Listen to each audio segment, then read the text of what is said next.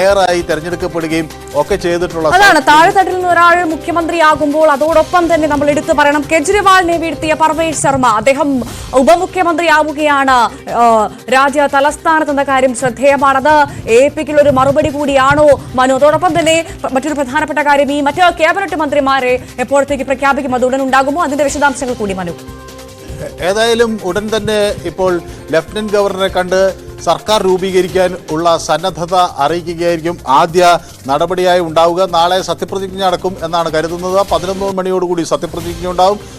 സാധാരണക്കാരായ ഡൽഹി നിവാസികളെല്ലാം ക്ഷണിച്ചുകൊണ്ടുള്ള രാംലീല മൈതാനിയിൽ ഒരു വലിയ സത്യപ്രതിജ്ഞ ചടങ്ങ് സംഘടിപ്പിക്കും. പർവേഷ് വർമ്മ ഒരുപക്ഷെ ഡെപ്യൂട്ടി മുഖ്യമന്ത്രി എന്ന നിലയിലാണ് ഇപ്പോൾ ഉള്ളതെങ്കിലും ഭരണത്തിൽ അദ്ദേഹത്തിന് നിർണായകമായ പങ്കുണ്ടാകും. നമുക്കറിയാം സാഹിബ് സിംഗ് വർമ്മ BJPക്ക് വളരെ വേണ്ടപ്പെട്ട ഒരു നേതാവായിരുന്നു, ഡൽഹിയുടെ മുഖ്യമന്ത്രിയായിരുന്നു. BJPയെ ഡൽഹിയിൽ ശക്തമായ ഒരു രാഷ്ട്രീയ പ്രസ്ഥാനമാക്കി ഉയർത്തുന്നതിലൊക്കെ നിർണായക പങ്കുവഹിച്ച സാഹിബ് സിംഗ് വർമ്മയുടെ മകനാണ് പർവേഷ് വർമ്മ.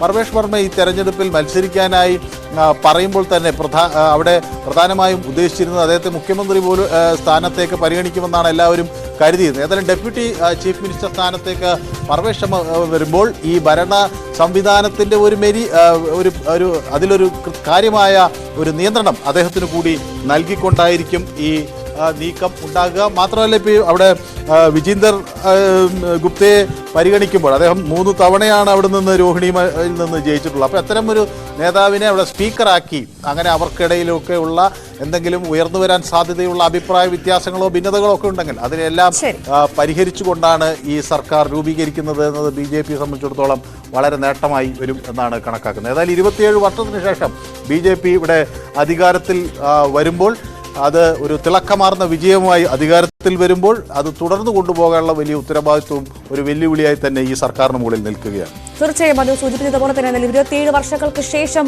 ഇന്ദ്രപ്രസ്ഥത്തിൽ BJP അധികാരത്തിലേറുമ്പോൾ ധീരമായ തീരുമാനവുമായിട്ടാണ് സർക്കാർ അധികാരത്തിലേറുന്നത്. ഏറ്റവും പ്രധാനമായി വനിതാ മുഖ്യമന്ത്രി എത്തുകയാണ് രാജ്യ തലസ്ഥാനം ഭരിക്കാൻ. മനു ഭരത്താണ് വിവരങ്ങൾ നൽകിയത്. ഇനി മറ്റു വാർത്തയിലേക്ക്.